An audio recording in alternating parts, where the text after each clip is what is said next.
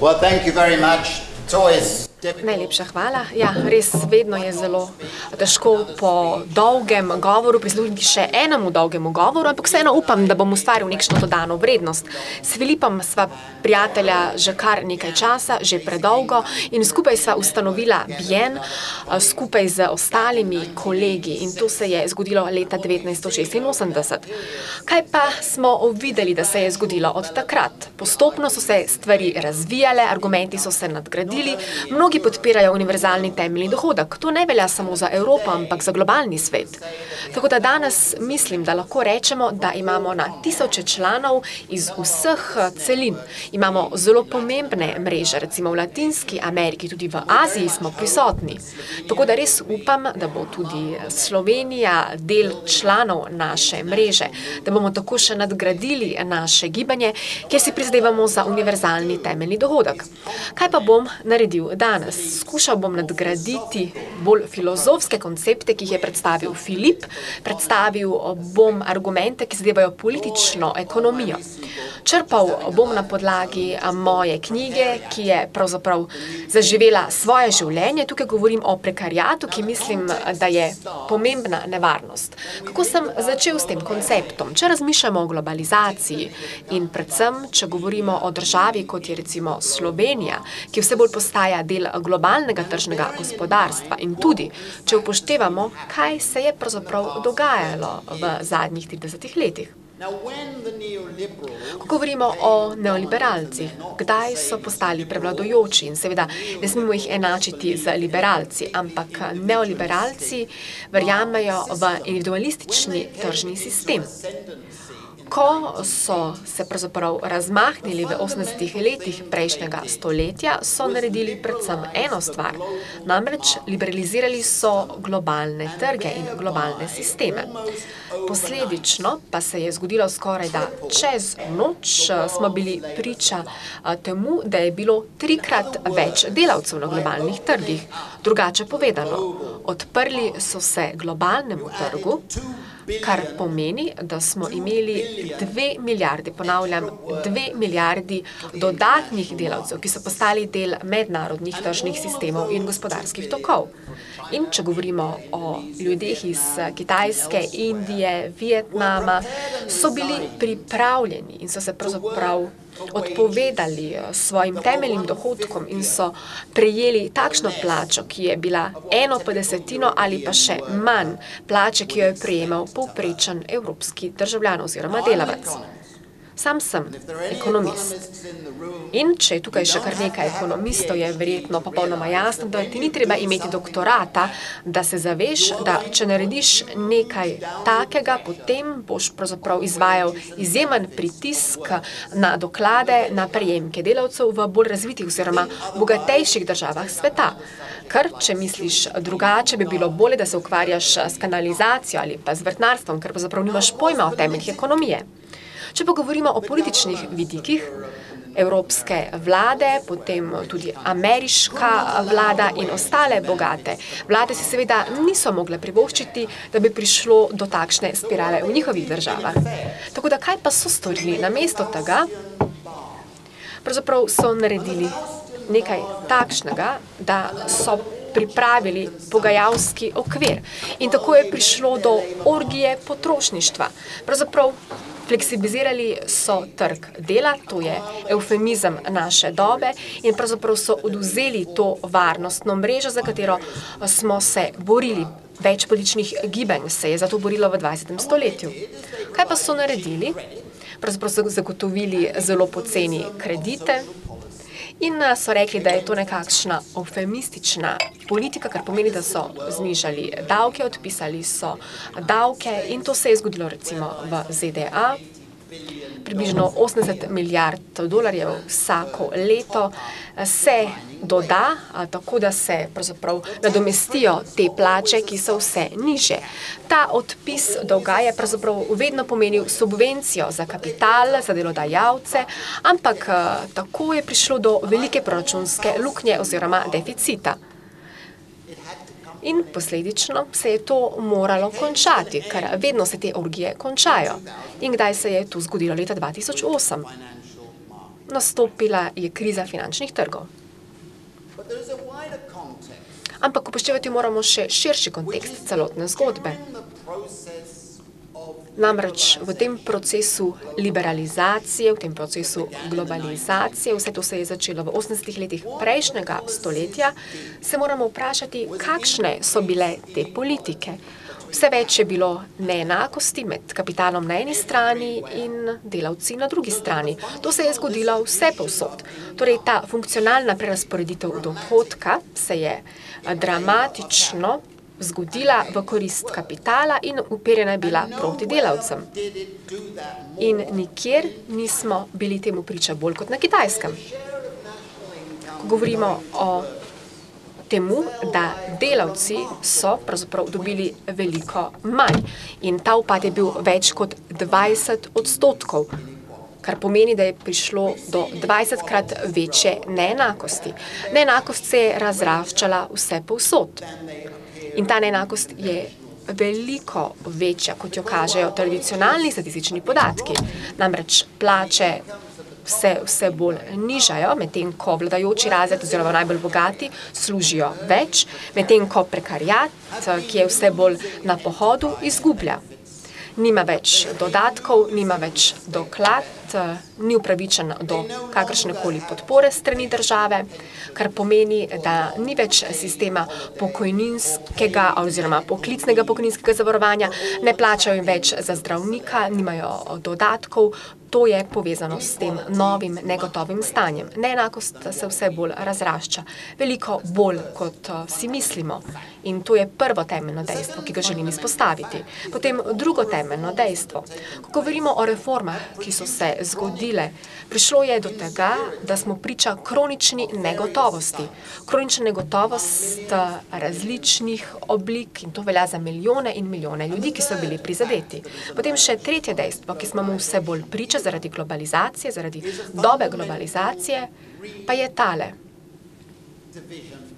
Prišlo je do prerazporeditve znotraj naše družbe.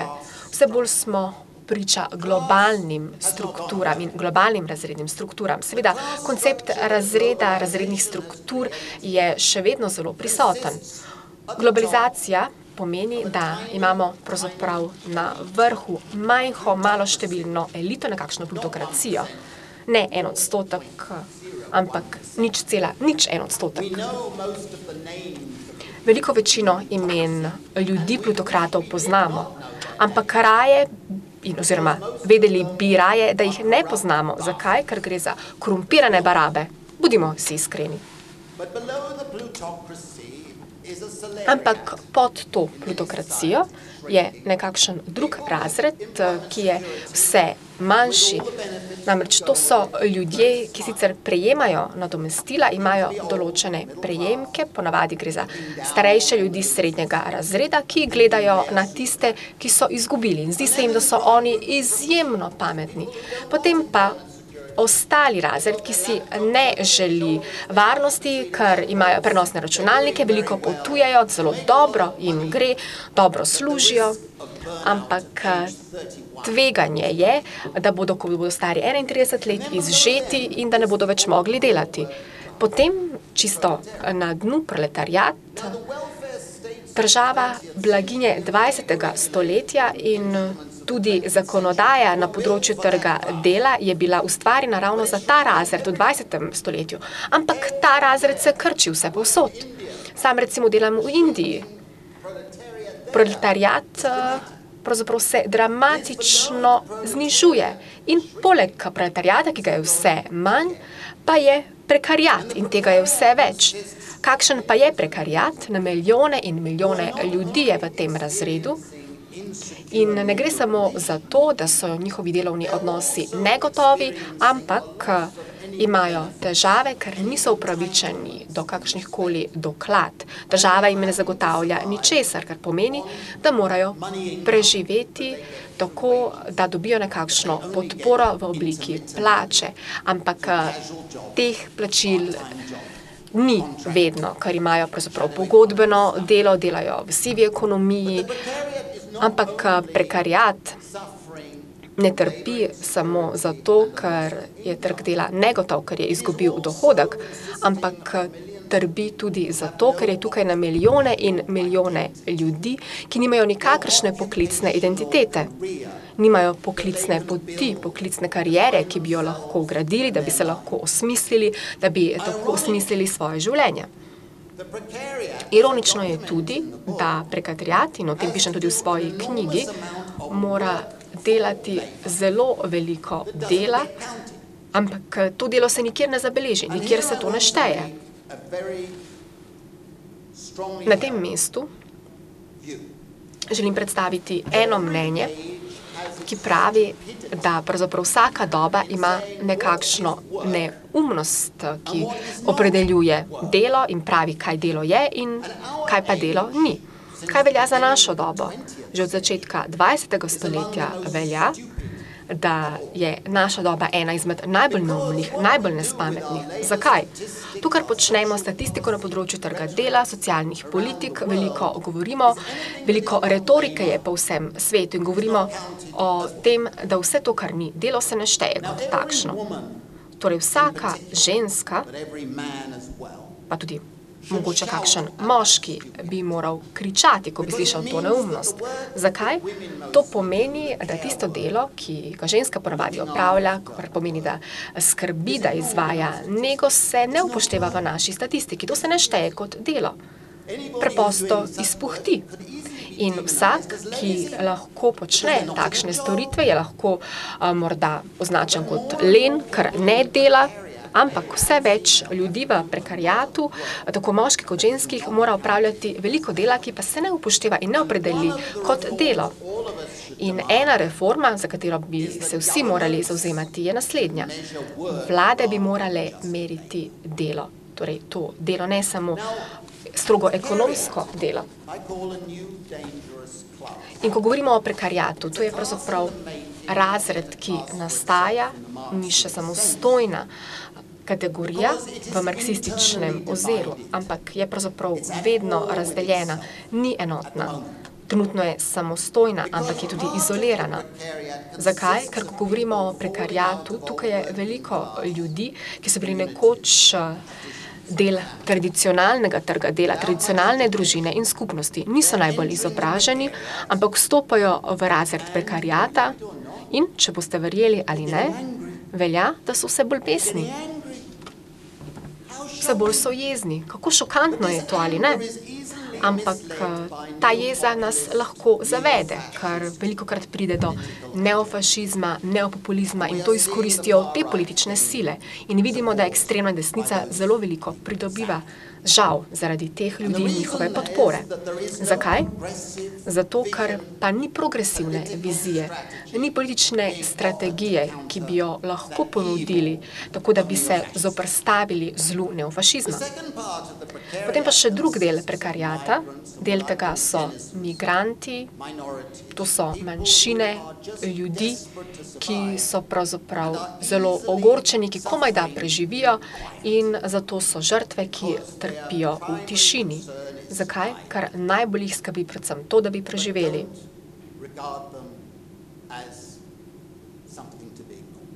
Vendar pa jih ne smemo zanemariti. Potem pa še tretji del, tretja kategorija znotraj prekariata, to so predvsem mladi izobraženci po vsej Evropi. To so ljudje, ki trpijo zaradi tega, ker so frustrirani zaradi svojega statusa. Kar pomeni, da živijo v pomanjkanju in zelo dobro vedo, da so izobraženi, da imajo kvalifikacije in da so te kvalifikacije veliko višje kot tiste, kot od njih pričakuje država ali kapital.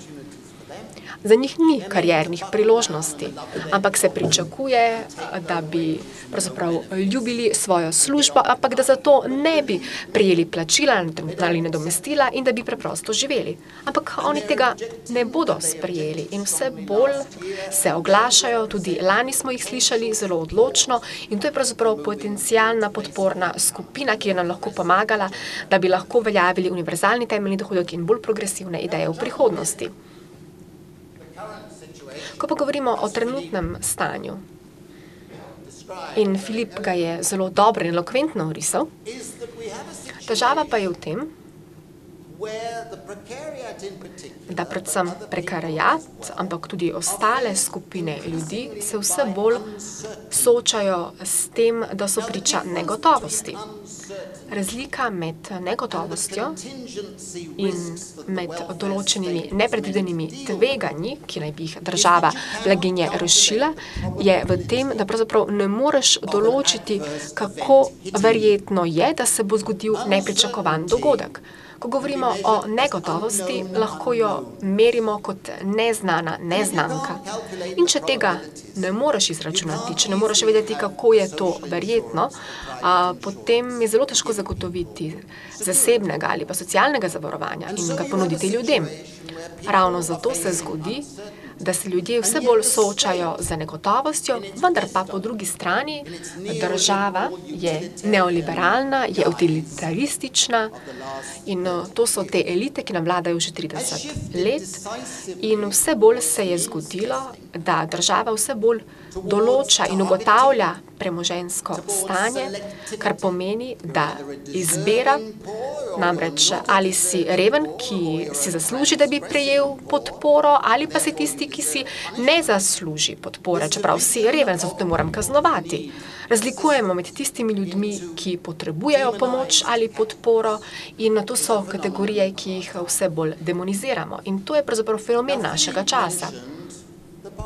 Filip je že govoril o določenih tveganjih, o pasti, revščine. Mislim, da velika večina pozna ta koncept. Veliko je teh pasti in tveganj, ampak nekaj statističnih podatkov bom vseeno posredoval. Če ste del prekariata v Nemčiji ali pa recimo na Danskem ali pa recimo v ZDA, posledično velja, da ste obdavčeni v mejni davčni stopnji, kar pomeni, da boste prej prejeli doklado in potem boste dobili nizki dohodek.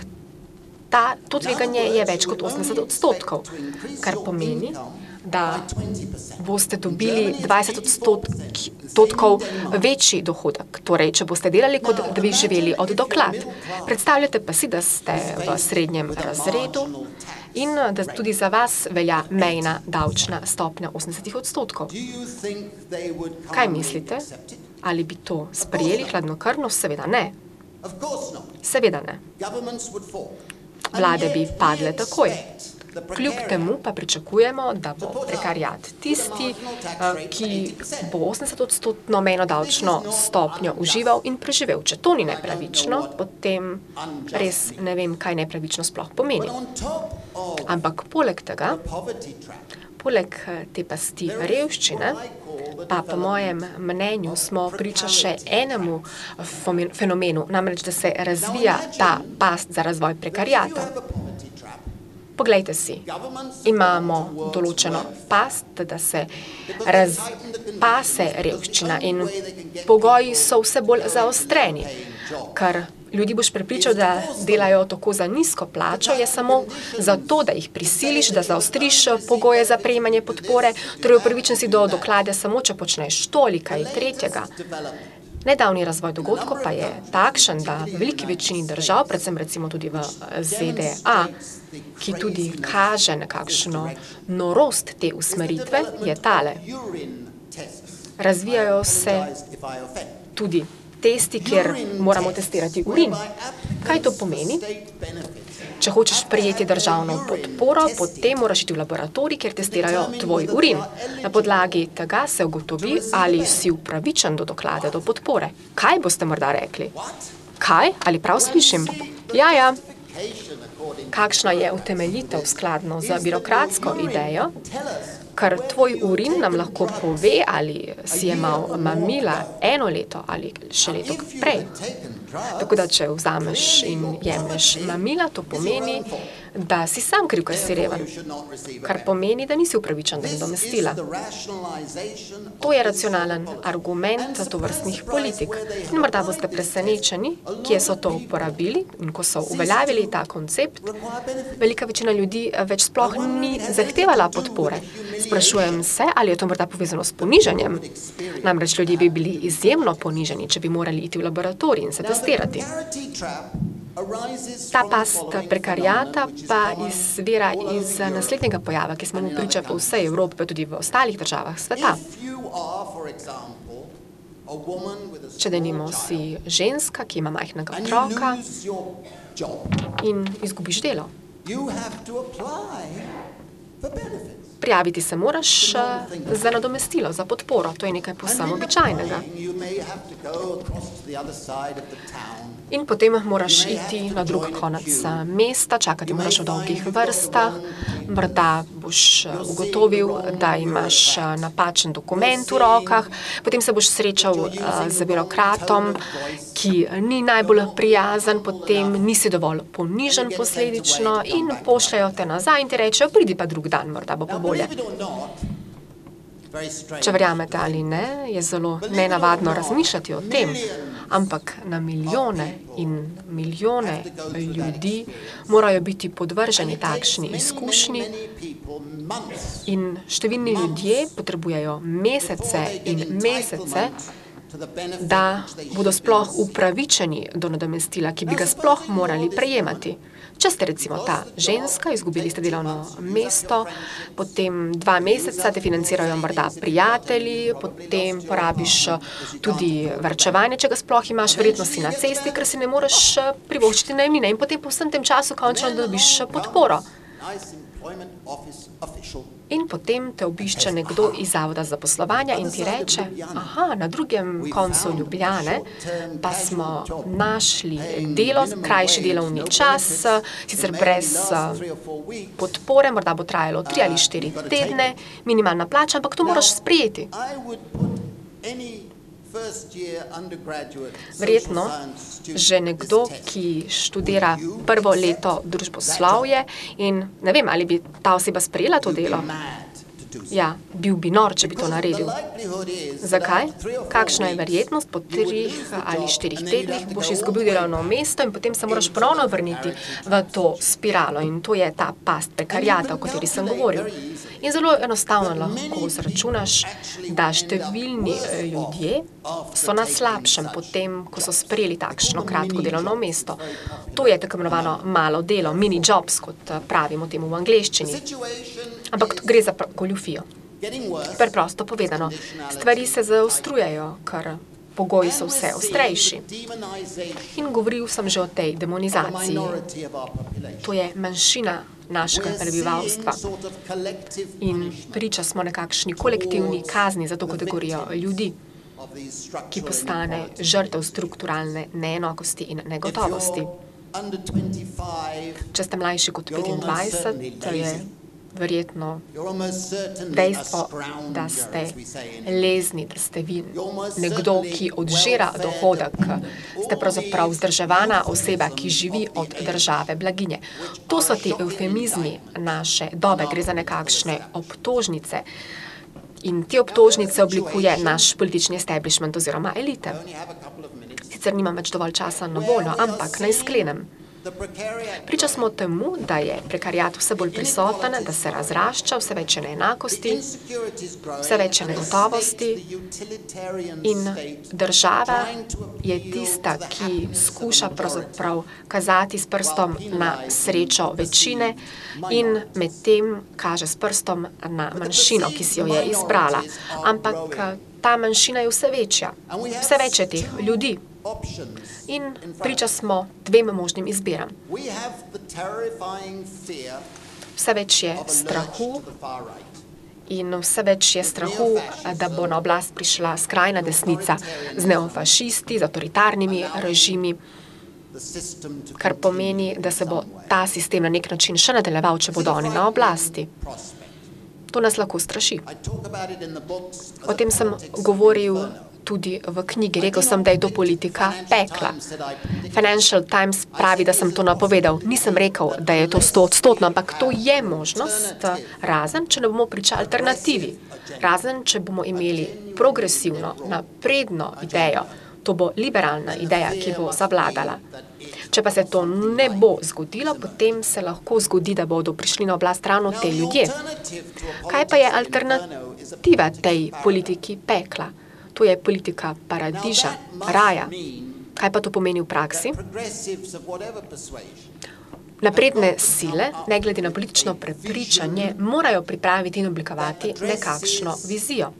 the great trinity In tukaj bomo govorili o velikem trojstvu, of liberté, égalité, kar pomeni, da bo šlo za svobodo, enakost in bratstvo. To moramo prilagoditi 21. stoletju, naši realnosti. you can see it beginning to emerge. Mislim, da vidimo, da se to že počasi dogaja. Potem, ko sem objavil knjigo, so me povabili in prisostvoval sem na stotine sestankom, kjer smo se pogovarjali o prekariatu v vsej Evropi. In vidiš, da je ta energija prisotna, kar je res fascinantno. Fascinantno je videti to energijo. Ampak ta politika paradiža To remember mora upoštevati eno zadevo in spomniti se mora 3 temeljnih načel. the first principle Prvo načelo, is that at every je great naslednje. transformation Ko govorimo o velikem procesu preoblikovanja in verjetno vsi poznate Karla Polanija in to veliko transformacijo, in sedaj smo priča ravno o tej globalni transformaciji. Za vsako transformacijo velja, da mora upoštevati predvsem 3 načela. Kaj je prvo načelo? is that the forward march of society Marširati moramo naprej kot družba, prizadevati si moramo za bolj enakopravno družbo, ki bo egalitarna, ki bo svobodna. by the interests and aspirations In vedno moramo upoštevati interese in tudi negotovost tiste sile, množične sile, ki prihaja na oblast in postaja vse bolj pomembna. is that Potem drugo načelo. in every transformation, in every Vedno, ko smo new priča forward transformaciji, march, vedno, new ko forms marširamo of naprej, collective se bo action zgodilo, da se bomo morali odločiti za določene nove ukrepe in ustrezno jih bomo morali izbrati. Potem pa še tretje pomembno načelo. Ko bomo marširali naprej, ko si bomo prizadevali za boljšo družbo, moramo vedno znova upoštevati tudi to, da imamo priča z 3 boji, ki pa se prekrivajo. Kaj je ta prvi boj? Najprej priznanje. In to se je zgodilo lani. To sta bila gibanja, kot so Occupy, Zasedimo, Don Pirono v Grčiji, potem Indignados v Španiji. Vse več je teh ukrepov. Na milijone ljudi se vse bolj zaveda, da so del prekariata. In ni jih sram. In to povedo. Sam sem član prekariata, povedo. In rečejo. In to je to, da priznaš, da se identificiraš z določeno pripadnostjo, kar pomeni, da si na to ponosen in tudi, da si priznaš določen status in da si samozavesten zaradi tega. Potem drugi boj, boj za predstavništvo, za reprezentativnost, ker v tem trenutku še nismo dovolj napredovali. Veliko teh pasti prekariata in revščine je, ampak glas prekariata se še ni slišal, nimajo predstavnikov, ampak jih obravnavajo kot objekt, da bodo bolj socialno odgovorni, bolj zaposljivi, da ne bodo tako leni, to so ti eufemizmi, ta terminologija, ampak predstavnikov v tem procesu še nimajo, kar pomeni, da nimamo ustreznih procesov, argumentov, ki bi jih poštevali birokrati in politike, ampak se borijo proti njim. In potem še tretje pomembno načelo, in mislim, da univerzalni temeljni dohodek je tukaj zelo pomemben, to je ta boj, kjer si prizadevamo za prerazporeditev oziroma redistribucijo. Neenakosti, ki smo ji priča, pa niso povezani samo z tem, da je prišlo do tradicionalne prerazporeditve dohodka. Ne gre samo za produkcijske sile, kar se je zgodilo v nekdanjem socialističnem projektu 20. stoletja. Ne, to so te neenakosti, ki pravzaprav tlačijo prekariat in te neenakosti so povezane z osnovnimi življenjskimi dobrinami, recimo nadzor časa. Prekariat ne more nadzirati svojega časa, ker je nekakšna žival, početi mora več dela in pravzaprav preganja ta čas in časa nikakor ne nadzira, ampak čas deluje proti njemu. Ko pa govorimo o univerzalnem temeljnemu dohodku, tako bi ljudem dali večji občutek nadzora, nadzirali bi svoj čas, kar pomeni, da bi lahko počeli veliko dobrega, da bi lahko upravljali svoj čas. Ravno tako bi se lahko ukvarjali tudi z ostalimi pomembnimi vprašanji našega časa. Potem pa še ena ključna dobrina. To je ta kakovosten prostor. Prekariat nikakor nima dostopa do te dobrine, nima kakovostnega prostora. Ni več skupnih javnih površin, vse več se privatizirajo posestva, potem vse več in bolj se prodajajo javne knjižnice, javne površine, javna stranišča, temeljne dobrine. Prekariat izgublja ta prostor, ampak te storitve potrebuje veliko bolj kot katerakoli druga skupina v družbi.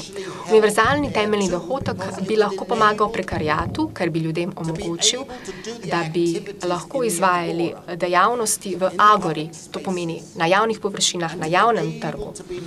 Tako bi lahko bili bolj javni državljani, bolj aktivni državljani. In potem še ena temeljna dobrina naše dobe, znanje. Znanje. Če nimaš dostopa do znanja, če ne moreš delovati v finančnem sistemu, če nimaš dostopa do izobraževanja ali česa podobnega, potem je jasno, da boš še bolj potisnjen v prekariat. Če boste verjeli ali ne, ampak pri znanju moramo nadzirati čas, kar pomeni, da moramo imeti čas, da si to znanje pridobimo.